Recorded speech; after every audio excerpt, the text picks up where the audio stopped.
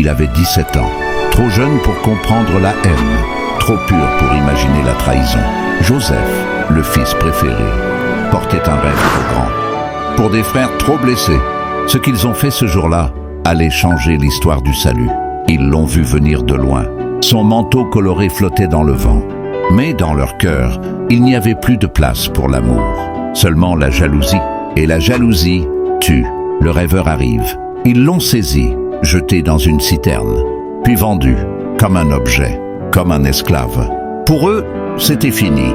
Mais pour Dieu, c'était le début. Joseph, enchaîné, humilié, exilé, mais jamais seul. Dans l'ombre de l'Égypte, Dieu préparait une élévation. Car ceux que les hommes rejettent, Dieu les façonne. Et ceux que l'on oublie, Dieu les élève.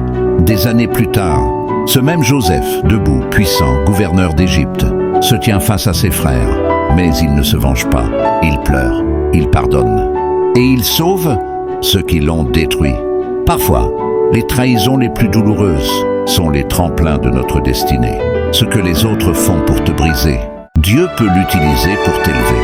Alors, ne méprise jamais la fausse. C'est peut-être là que commence ton appel. As-tu déjà été trahi par ceux que tu aimais? Partage ton témoignage en commentaire. Ton histoire peut guérir quelqu'un aujourd'hui. Et dans le prochain épisode, un autre jeune homme va affronter le feu, littéralement. Daniel face à la fournaise ardente.